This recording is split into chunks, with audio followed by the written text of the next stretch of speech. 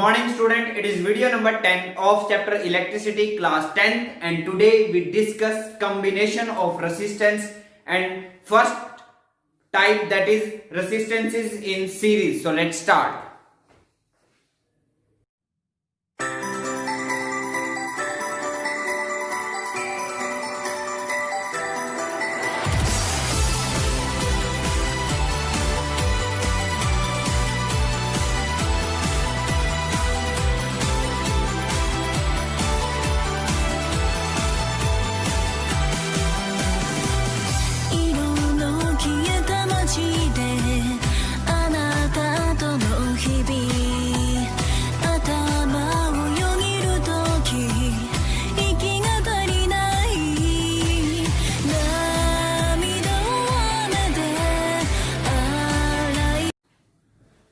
तो चलिए हम स्टार्ट करते हैं आज का टॉपिक रेसिस्टेंसेस इन सीरीज। जी हाँ, देखिए हम सबके होम्स में ही नॉर्मली अपने घरों में भी देखें तो हमारे पास सिर्फ एक इलेक्ट्रिकल डिवाइस नहीं होता। हमारे घरों में बहुत सारे इलेक्ट्रिकल डिवाइसेस होते हैं, जैसे इलेक्ट्रिक आयरन होता है, इलेक्ट्रिकल हीटर होता है, टीवी होता है, फ्रिज होता है, मोबाइल होता है, समझने बात, रेफ्रिजरेटर होता है। तो उन सब डिवाइसेस की अपनी अपनी रेसिस्टेंसेस होती है, किसी की बहुत कम होती है, किसी की बहुत ज्यादा होती है। जैसे बल्ब, उसकी भी अपनी एक इलेक्ट्रिकल रेसिस्टेंस है ना।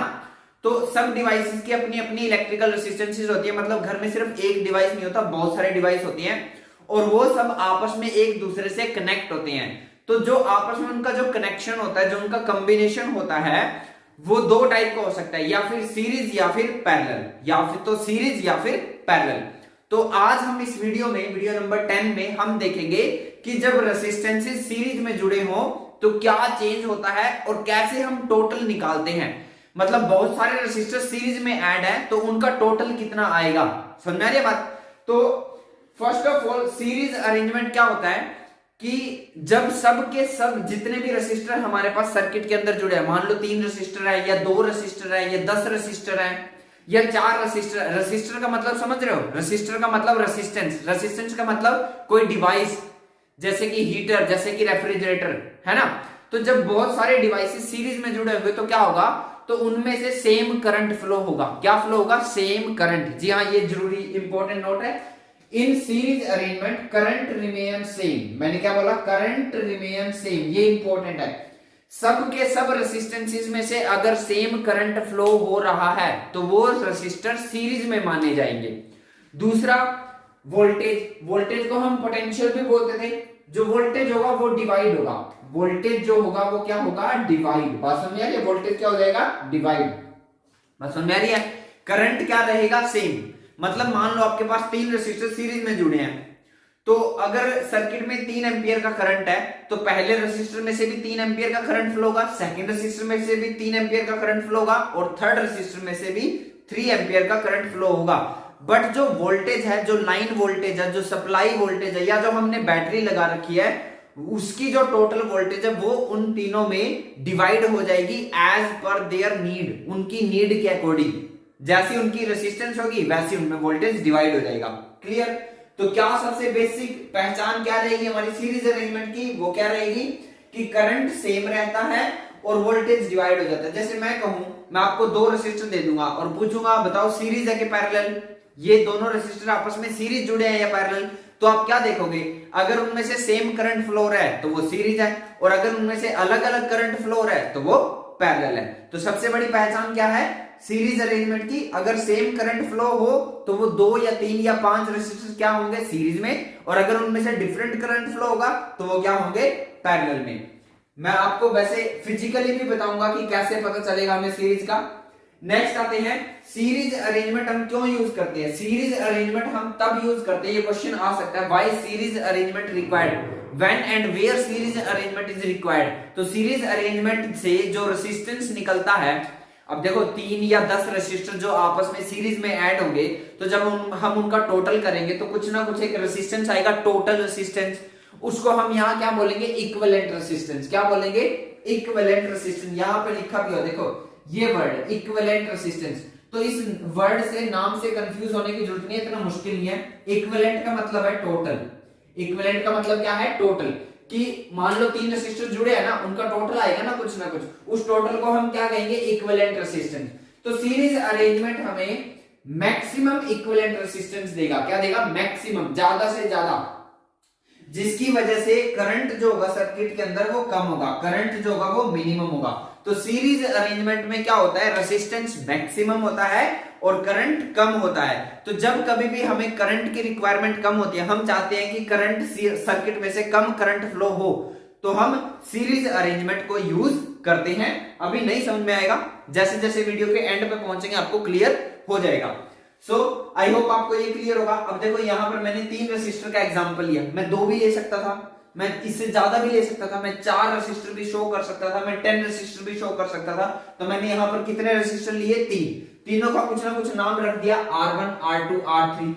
मैं चाहूं तो कुछ और भी बोल सकता हूं, से मैं इसको बल्ब बोल सकता हूं कि ये बल्ब लगा हुआ है, बात समझ आ रही है। मान लो मैं इसको बोल सकता हूं कि एक टीवी है, और मान लो मैं इसको बोल सकता हूं कि ये हीटर है, ऐसा कुछ भी हो सकता है। कोई 3 डिवाइसेस हमने ले लिए, उनकी कुछ ना कुछ रेसिस्टेंस होगी, उसको हमने नाम दे दिया R1, R2 और R3। सीरीज में ये जुड़े हुए हैं, देखो कैसे जुड़े हैं, इस रेसिस्टर का ये स्टार्टिंग पॉइंट, ये एंड पॉइंट, बात ध्यान से समझनी है, बस आपको यहां पर ध्यान से समझना है। देखो मैं डॉट से मेंशन करता हूं, इस रेसिस्टर का ये स्टार्टिंग पॉइंट, ये एंड पॉइंट, इस सेकंड रेसिस्टर का ये स्टार्टिंग पॉइंट, ये एंड पॉइंट। तो क्या से कैसे कनेक्शन हुआ इनका आपस में, सेकंड रेसिस्टर का स्टार्टिंग पॉइंट फर्स्ट रेसिस्टर के एंड पॉइंट से जुड़ा हुआ है। सिमिलरली देखो थर्ड रेसिस्टर का स्टार्टिंग पॉइंट सेकंड रेसिस्टर के एंड पॉइंट से जुड़ा हुआ है। मतलब रेसिस्टेंस लगातार एक के बाद एक, एक के बाद एक ऐसे जुड़ते चले जाएं। सेकंड रेसिस्टर का स्टार्टिंग पॉइंट फर्स्ट रेसिस्टर के एंड पॉइंट से जुड़ा हो, थर्ड रेसिस्टर का स्टार्टिंग पॉइंट सेकंड रेसिस्टर के एंड पॉइंट से जुड़ा है, तो इट मींस ये तीनों रेसिस्टर सीरीज में हैं। मैंने फिजिकली भी देखकर बता दिया आपको कैसे होगा, समझ में बात। एक रेसिस्टर होगा ना, देखो ये रेसिस्टर है, मान लो इसका ये स्टार्टिंग पॉइंट, ये एंड पॉइंट, इसके एंड पॉइंट से सेकंड रेसिस्टर का स्टार्टिंग पॉइंट जुड़ जाए, तो ये दोनों किसमें हो जाएंगे, सीरीज में, एंड टू एंड। जहां पर पहला रेसिस्टर खत्म हुआ वहां से सेकंड रेसिस्टर स्टार्ट हुआ, तो वो क्या होंगे, सीरीज अरेंजमेंट। अब देखो ये हमने यहां से वायर लेके गए और यहां पर हमने वायर में एक बैटरी लगा दी और इसका V वोल्ट है, V जो इसकी वोल्टेज है, पोटेंशियल है, और ये कितने सेल इसमें लगे हुए हैं, 2 सेल लगे हुए, मैंने बताया था 2 सेल है, दोनों सेल सीरीज में लगे हैं, एक बैटरी बन गई। तो बैटरी के पॉजिटिव से करंट फ्लो होगा, तो ये करंट गया, हमने करंट का नाम रख दिया I, कुछ भी हो सकता है वो 3 एम्पियर, 5 एम्पियर, 0.2 एम्पियर, कुछ भी। तो ये करंट है, यहां से करंट गया। अब आप एक बात बताओ, जब ये करंट यहां पहुंचेगा तो उसके पास चलने के लिए एक ही रास्ता है या 2 रास्ते हैं या ज्यादा रास्ते हैं, नहीं, सिर्फ एक ही पाथ है उसके पास फ्लो करने के लिए। देखो करंट का सर्किट कंप्लीट कब होगा, सर्किट कंप्लीट होता है बैटरी के पॉजिटिव से बैटरी के नेगेटिव में जब करंट पहुंच जाएगा तो वो क्या हो जाएगा, वो सर्किट कंप्लीट हो जाएगा। तो बैटरी के पॉजिटिव से करंट चला, ये गया यहां पर, यहां पहुंचा, क्या इसके पास 2 अलग अलग या 3 अलग अलग डिफरेंट पाथ है फ्लो करने के लिए, नहीं है। वो यहां से निकलेगा, यहां पर भी देख लो, यहां से निकला, यहां से निकला और यहां से निकला। तो आप क्या देख रहे हो, बैटरी के पॉजिटिव से करंट को चलकर नेगेटिव तक पहुंचने के लिए सिर्फ एक ही पाथ अवेलेबल है। जो करंट इसने एक बार दे दिया, से मान लो 3 एम्पियर करंट है, तो 3 ही एम्पियर करंट जाएगा इसमें से, 3 एम्पियर ही करंट जाएगा सेकंड रेसिस्टेंस में से, और 3 एम्पियर ही करंट जाएगा थर्ड रेसिस्टेंस में से। तो तीनों में करंट सेम हुआ, तीनों में करंट सेम हुआ। तो मैंने अभी भी क्या बताया था, जब करंट सेम हो तो वो क्या होते हैं, सीरीज। तो ये तीनों रेसिस्टर किस में है, सीरीज में। तो आप करंट को देख के भी बता सकते हो सीरीज में है, अगर सेम करंट फ्लो हो तो सीरीज, या फिर एंड टू एंड रेसिस्टर जुड़े हों, जहां पर पहला रेसिस्टर खत्म हुआ वहां से सेकंड रेसिस्टर स्टार्ट हो, जहां पर सेकंड रेसिस्टर फिनिश हुआ वहां पर थर्ड रेसिस्टर स्टार्ट हो, तो वो तीनों क्या माने जाएंगे, सीरीज। बट जो ये वोल्टेज है ये भी कुछ ना कुछ होगा, 12 वोल्ट, 9 वोल्ट, 3 वोल्ट, 6 वोल्ट, कुछ ना कुछ होगा।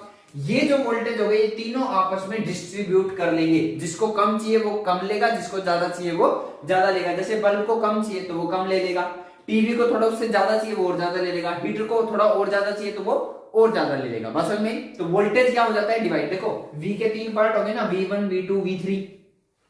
V वोल्टेज के 3 पार्ट हो गए ना, V1, V2, V3। तो वोल्टेज क्या हुआ, डिवाइड, बट करंट क्या रहा, सेम। इसमें से भी I, इसमें से भी I, इसमें से भी I। इतना समझ में आया। अब कैलकुलेशन करते हैं। देखो हमने ओम्स लॉ पढ़ा है। ओम्स लॉ के अकॉर्डिंग फार्मूला क्या था? V is equal to I R. याद आपको? ओम्स लॉ क्या है? V is equal to I R, voltage is equal to current into resistance. So पहले रेसिस्टर के लिए वोल्टेज क्या है? V1, करंट क्या है? I, रेसिस्टेंस क्या है? R1, first equation. Second resistor के लिए वोल्टेज क्या है? V2, करंट क्या है? I, और रेसिस्टर क्या है? R2। सो ये बन गया V2 is equal to IR2। Third के लिए V3 is equal to IR3। तीन इक्वेशन बना दी। अब देखो इन तीनों रेसिस्टर को जब मैं ऐड करूंगा, इनकी कुछ ना कुछ वैल्यू होगी। 5 ओम, 3 ओम, 6 ओम। ओम क्या है? रेसिस्टेंस। सॉरी, ओम क्या है? यूनिट। किसकी? रेसिस्टेंस की।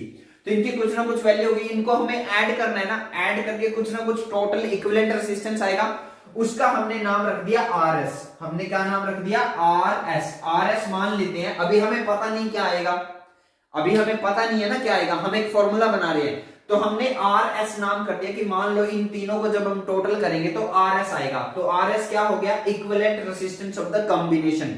ये जो तीन रेसिस्टर है इनके कॉम्बिनेशन से RS टोटल इक्विवेलेंट रेसिस्टेंस आएगा। तो देखो इस सर्किट में टोटल वोल्टेज कितना है? V। इस सर्किट में टोटल करंट कितना है? I। और इस सर्किट का टोटल रेसिस्टेंस कितना आने वाला है? RS। तो ये एक और फॉर्मूला बन गया, V is equal to IRS। देखो ये फॉर्मूला सिर्फ रेसिस्टेंस R1 के लिए, ये फॉर्मूला सिर्फ रेसिस्टेंस R2 के लिए, ये फॉर्मूला सिर्फ रेसिस्टेंस R3 के लिए, और ये फॉर्मूला पूरी सर्किट के लिए है। ठीक है। और एक इक्वेशन और हमारे पास आ गई। इसी V के तीन पार्ट हुए ना, V1, V2, V3। तो V इज इक्वल टू क्या आएगा? V1 plus V2 plus V3।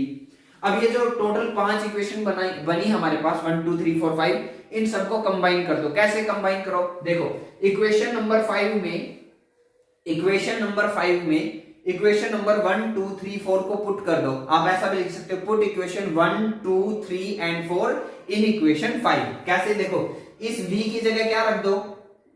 IRS। V1 की जगह क्या रख दो?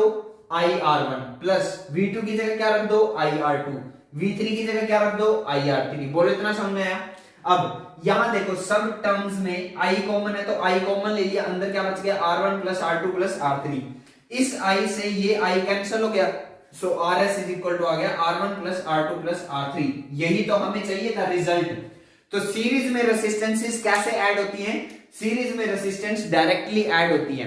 मतलब मान लो आपके पास दो रेसिस्टर है, एक 5 ओम का और दूसरा 10 ओम का, एक 5 ओम का और एक 10 ओम का। तो उनका टोटल कितना आएगा? तो उनका टोटल आएगा 5 प्लस 10 इज इक्वल टू 15 ओम।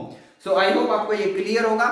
जल्दी से वीडियो को पॉज करो, इसको कॉपी में नोट करो, फिर हम एक दो एग्जाम्पल के साथ और इसको समझ लेते हैं।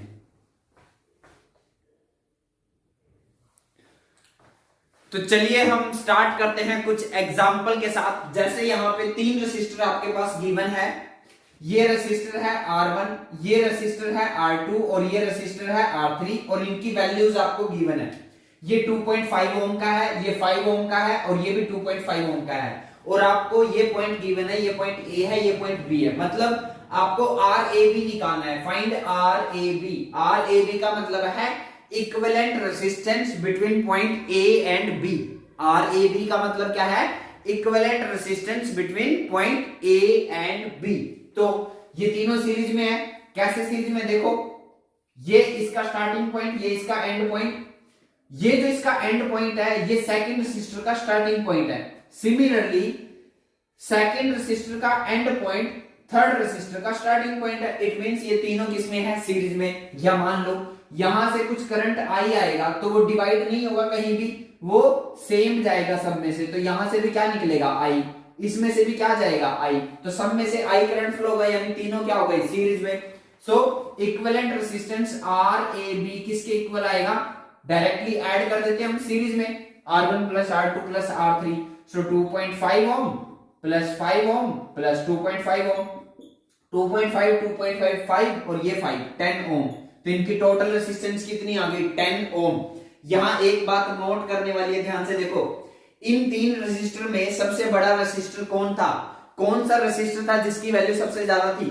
वो था सेकंड रेसिस्टर, उसकी वैल्यू थी 5 ओम, और इनका जो टोटल आया उससे भी ज्यादा आया, उससे भी ज्यादा आया ना। यानी कि इन तीनों का टोटल कॉम्बिनेशन उससे भी ज्यादा आया जो रेसिस्टर सबसे बड़ा था। और यही तो मैंने बताया था कि सीरीज अरेंजमेंट हम कब यूज करते हैं? जब हमें मैक्सिमम रेसिस्टेंस की रिक्वायरमेंट हो।